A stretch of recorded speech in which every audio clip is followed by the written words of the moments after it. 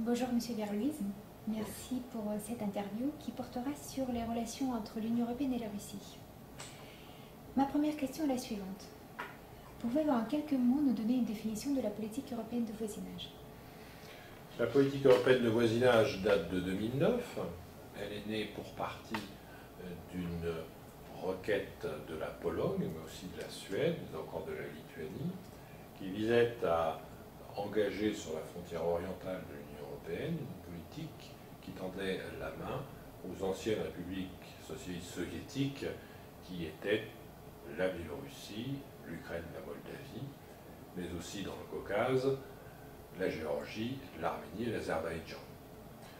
Précédemment, l'Union européenne avait proposé à la Russie en 2004, dans la politique européenne de voisinage qui précédait la politique orientale, d'être intégrée à cette politique européenne de voisinage. La Russie a refusé en 2004 parce qu'elle considérait qu'on ne pouvait pas proposer à Moscou, capitale d'un pays de 17 millions de kilomètres carrés, la même politique qu'à la Moldavie ou à la Biélorussie ou à l'Arménie, n'importe lequel de ces autres États, que ça n'était pas respectueux de son rang, de son histoire, et qu'elle voulait un autre type de partenariat. Du coup, elle n'est pas concernée ni par la politique européenne de voisinage, ni par la politique orientale. Merci. Dans quelle mesure la politique européenne de voisinage, dans son format actuel, est-elle compatible avec les relations de voisinage de la Russie avec ces pays mentionnés tout à l'heure? Sans qu'on le dise jamais, il y a en réalité entre la Russie et l'Union européenne une bataille pour les dépouilles de l'Union soviétique.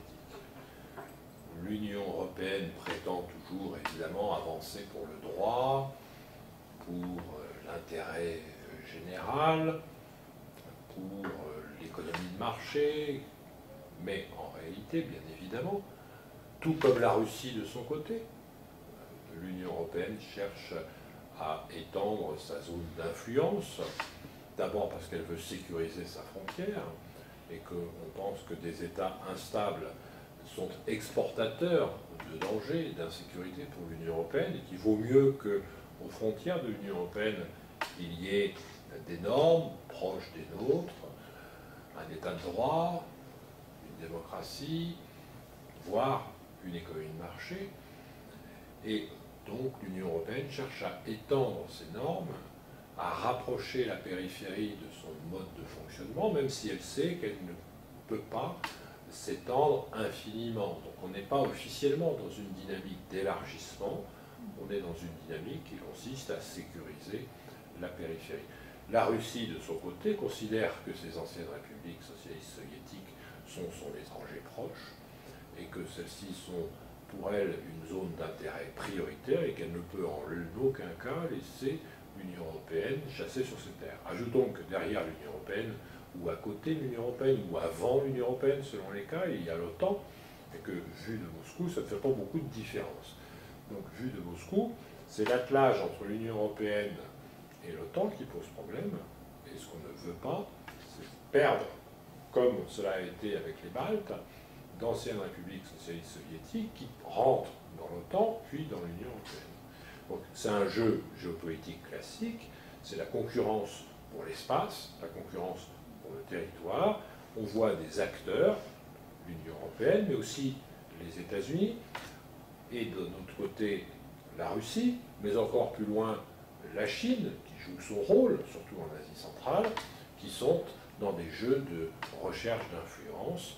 Cette influence passe, selon les cas, par le soft power ou par le hard power. Cela dépend des circonstances, mais dans tous les cas, le sujet, c'est bien mettre la main sur ces territoires de l'ex-Union soviétique, avec des mouvements qui émanent de la société civile, que l'on porte, que l'on supporte, que l'on soutient, et puis évidemment une présentation médiatique de chacun des deux côtés, où on présente les choses à sa façon et on ne dit surtout pas qu'on a une intention stratégique. Et on déplore, en revanche, le méchant, c'est-à-dire l'autre. Mais in fine, c'est un jeu géopolitique autour de territoires, de ressources de terre, de ressources de ressources naturelles, de ressources humaines, de ressources politiques, de ressources symboliques. On le voit bien avec Sébastopol, par exemple. Sébastopol, c'est bien sûr un territoire de 27 000 km² avec la Crimée, mais c'est aussi une ressource symbolique, compte tenu de sa place dans l'histoire des uns et des autres. Donc c'est un jeu complexe, d'autant plus complexe qu'on ne dit évidemment pas ce qu'on cherche. De votre point de vue, est-ce qu'on peut aujourd'hui déceler un compromis dans la position des 28 États membres sur leur stratégie vis-à-vis de la Russie? Les 28 États membres de l'Union européenne ont chacun une histoire très différente, une ancienneté qui varie. Il y a des pays comme la France qui ont plus de 1000 ans d'histoire, du moins dans leur représentation, on pourrait discuter ça. Et puis des pays comme la République tchèque, qui ont l'âge de l'adolescence, puisque la République tchèque est née en tant que République tchèque en 1993, de la scission avec la Tchécoslovaquie et la Slovaquie qui est née en même temps. Mais chacun de ces deux territoires a aussi évidemment une histoire sur plusieurs siècles. Il n'en demeure pas moins que chacun a aussi une histoire dans ses relations avec les autres acteurs du monde, les États-Unis, la Russie, la Chine, l'Afrique. La France a une relation forte avec l'Afrique, pour des raisons liées à son histoire coloniale. En revanche, je ne suis pas certain que les pays baltes soient passionnés par les intérêts stratégiques de l'Union européenne en Afrique. Parce que c'est loin, ça ne veut pas dire grand-chose pour eux, sauf cas personnel, bien évidemment. Donc du coup, les pays membres de l'Union européenne ont des sensibilités différentes, des approches différentes, des priorités différentes, et ça nous fait au moins 28 diplomaties, qu'on le veuille ou non. Si vous ajoutez à ça le service européen pour l'action extérieure, ça fait en fait 28 plus 1, c'est-à-dire 29 diplomaties à cet instant. Ça fait beaucoup quand même pour avoir une action cohérente, en règle générale, que ce soit sur l'Afrique, que ce soit dans la relation aux États-Unis. 22 des États membres de l'UE 28 sont membres de l'OTAN, qu'on le veuille ou non, ça signifie une certaine relation avec les États-Unis, bien évidemment, et dans certains cas, le calcul qui consiste à dire je vais être membre de l'OTAN et investir le moins possible dans ma défense, parce que de toute façon, les États-Unis vont me protéger, aussi longtemps que les États-Unis le veulent bien. Tant que tout va pour le mieux, pour le meilleur des mondes, on pense que cela suffira, mais je ne suis pas certain que ce soit vrai.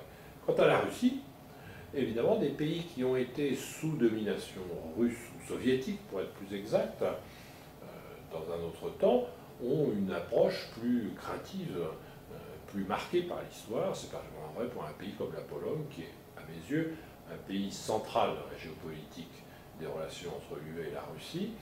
Un pays central, d'abord, parce que c'est le plus étendu des anciens satellites, c'est le plus peuplé, 38 millions d'habitants, et c'est celui qui a une charpente intellectuelle et géopolitique la plus solide, avec un vrai projet.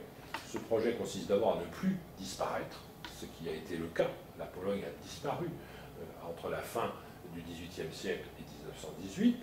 Donc disparaître pour un pays et renaître de ses cendres, c'est une expérience très particulière. La Pologne a connu une Deuxième Guerre mondiale particulièrement cruelle, et les jeunes Polonais connaissent tous l'histoire de Katyn, c'est-à-dire l'assassinat par le KGB de près de 20 000 officiers polonais, qu'ils ont une conscience de cette histoire. Pour eux, 1940, c'est hier. Pour un Français, 1940, la Seconde Guerre mondiale, c'est très loin. On est passé à autre chose. Quant au regard sur la Russie, il n'est pas du tout le même en Pologne et en France. La France a l'habitude, héritage mal compris ou pas, peu importe, du gaullisme, d'avoir une relation pleine d'ambivalence avec la Russie. En gros, les Français considèrent que pour contester l'hégémonie des États-Unis, il serait habile de s'acoquiner avec la Russie. Je ne suis pas certain que ce soit un calcul très pertinent, mais c'est un calcul qui est souvent sous-jacent dans les analyses françaises. Donc, il n'y a rien de commun entre l'approche française et l'approche polonaise ou lituanienne de la Russie, et donc l'Union européenne est divisée. En revanche, la Russie est relativement unie dans sa gestion de la diplomatie, puisqu'il y a un pouvoir, il est à Moscou, il est composé de gens éduqués, parfaitement informés de l'histoire des uns et des autres, qui jouent en bilatéral, et qui divisent les uns et les autres. Notons que les Américains font la même chose. En 2003, au moment de la marche à la guerre en Irak, les États-Unis ne se sont pas gênés pour monter les Européens les uns contre les autres. Donc, le propos n'est pas d'accuser Washington ou Moscou d'être méchants, c'est le jeu, malheureusement. Le propos consisterait à ce que les Européens soient moins mauvais et plus unis, qu'ils commencent d'abord à balayer devant leurs portes, et ensuite on verra. Il y a donc un énorme travail pour arriver à avoir une politique étrangère cohérente. Quelles sont aujourd'hui les chances que la Russie accepte de participer à la politique européenne de voisinage? À cet instant, elles sont nulles. Pourquoi? Parce que les mêmes raisons produisent les mêmes effets. C'est-à-dire qu'en 2004, la Russie a refusé de participer à la politique européenne de voisinage parce qu'elle considérait que ça n'était pas à la hauteur de son rang. La Russie d'aujourd'hui, à bien des égards, est plus puissante qu'en 2004, même si la croissance économique, c'est assez récemment, j'en conviens, même si l'amélioration démographique qu'on a constatée est finalement très fragile pour des raisons qu'on pourrait présenter, liées à la pyramide des âges. Quoi qu'il en soit, je vois mal M. Poutine, qui a marqué des points, par exemple, dans la question de la Syrie, accepter aujourd'hui quelque chose qu'il a refusé en 2004. Maintenant, ça c'est la situation aujourd'hui. Après-demain, c'est autre chose. On peut imaginer que les cartes soient rebattues. On peut imaginer qu'il y ait des deals qui soient passés entre l'Union européenne et la Russie. Vous avez parlé de la rivalité entre l'Union européenne et la Russie. Est-ce qu'il existe aujourd'hui une solution pour la dépasser?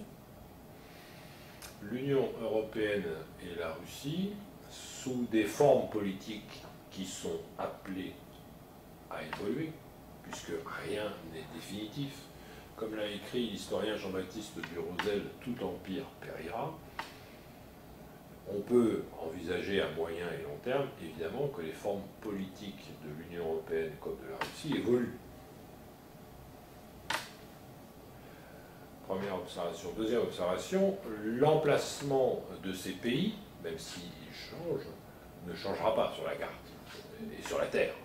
Je veux dire par là qu'il y aura très probablement, à moyen terme, toujours à Moscou un pouvoir politique aspirant à la puissance, parce que ça c'est un trait commun quand même de la Russie à travers les siècles, et puis qu'il y aura à l'ouest de l'Europe des pays qui partagent une autre culture politique, voire un autre système économique. Ce système peut changer, le nombre de pays membres de l'Union européenne peut changer, l'intégration de la Serbie dans l'Union européenne, par exemple, ferait entrer dans l'Union européenne un pays qui, de près ou de loin, est quand même très proche de l'histoire et des intérêts russes. On le voit quand on étudie toute la politique des gazoducs russes dans les Balkans. La Serbie est clairement comprise comme faisant partie du jeu russe. Néanmoins, quoi qu'il arrive, la Russie, sous une forme ou une autre, et l'Union européenne sous une forme ou une autre, resteront sur le place. Donc elles sont condamnées à s'entendre, de toute façon. Elles sont condamnées à s'entendre. Il se trouve qu'on sait aussi qu'en géopolitique, les pays ont tendance à diaboliser ce qu'on présente comme un adversaire et à avoir une représentation parfois un peu caricaturale. C'est vrai des deux côtés. Il faut balayer chacun devant notre porte.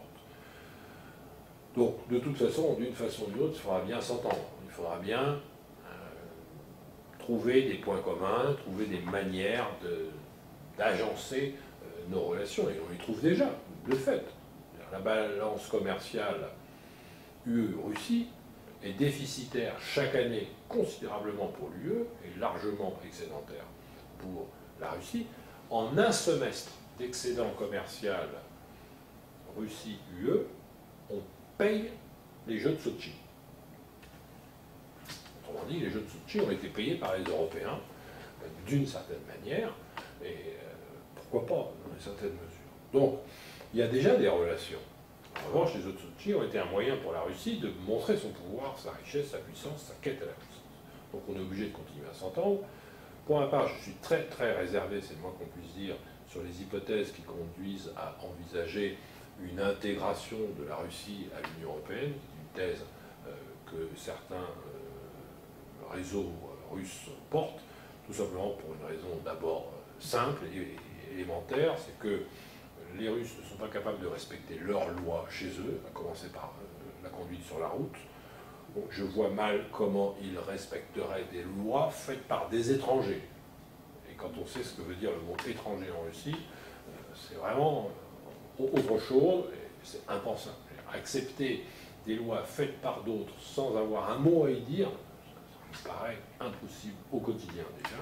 Par ailleurs, l'Union européenne fait aujourd'hui 4,3 millions de kilomètres carrés à peu de choses près, et la Russie 17 millions de kilomètres carrés. Donc il est évident que si on intégrait la Russie à l'Union européenne, ce serait plutôt dans l'autre sens en fait que ça se passerait.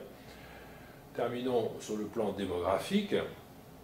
L'Union européenne traverse, c'est vrai, une situation démographique difficile, avec un indice de fécondité de 1,6 enfants par femme, la France étant une exception dans ce système, avec environ 2 enfants par femme, mais globalement à l'échelle de l'Union européenne c'est 1,6. Mais la Russie est dans une situation difficile aussi, avec des chiffres faibles également. Donc un pays de 17 millions de kilomètres carrés, c'est vrai, 143 millions d'habitants dans le cas de la Russie, et demain moins encore. Alors qui va contrôler, maîtriser, mettre en valeur cet espace? Ça me semble pas très raisonnable. J'ajoute qu'en termes de valeurs politiques, de respect de l'état de droit, de respect des droits de l'homme, il n'y a rien de commun entre ces deux cultures. Alors moi je reconnais à chaque peuple le droit de vivre comme il veut, ça ne pose aucun problème.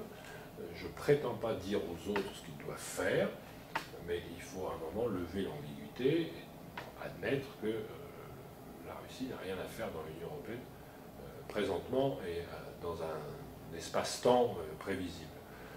Maintenant, on est obligé de s'entendre, on est obligé de faire des affaires, et qu'on fasse des affaires, ça ne pose aucun problème. Les Allemands le font, ça ne les empêche pas d'avoir une diplomatie à l'égard de l'Allemagne. Ce qu'on peut observer, c'est qu'il y a une forte disproportion des forces entre la capacité d'étude de l'espace ex-soviétique en Allemagne et la capacité d'étude de l'espace ex-soviétique en France. Le rapport de force en nombre de chercheurs est nettement à l'avantage de l'Allemagne. Donc, quand bien même on voudrait avoir d'excellentes relations, ce qui est évidemment mon point de vue, il faut se donner les moyens d'avoir le nombre d'experts suffisant. Ceux qui nous écoutent savent très bien qu'il y a à peine une dizaine de chercheurs sur les questions soviétiques ou post-soviétiques qu'on entend, qu'on voit, qu'on lit. Pour un pays comme la France, c'est ridicule. Ça ne suffit pas, évidemment. Il en faudrait 5 ou 6 fois plus, au moins. Au moins. Sinon, on est dépendant toujours des mêmes cerveaux qui disent toujours la même histoire. Donc il faut varier l'analyse, confronter les analyses, de façon à sortir d'un discours qui se répète constamment. Donc on est obligé de continuer à s'entendre. Je pense que le premier chemin consisterait à mieux se connaître.